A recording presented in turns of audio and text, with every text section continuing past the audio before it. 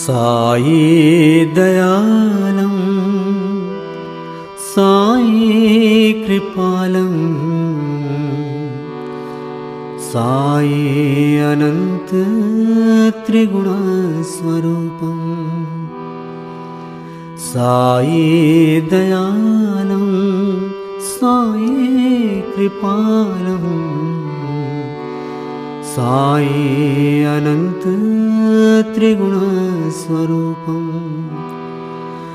नमो साईनाथं नमो साईनाथं नमो साईनाथं नमो साईनाथं नमो साईनाथं नमो साईनाथं नमो साईनाथं नमो साईनाथं।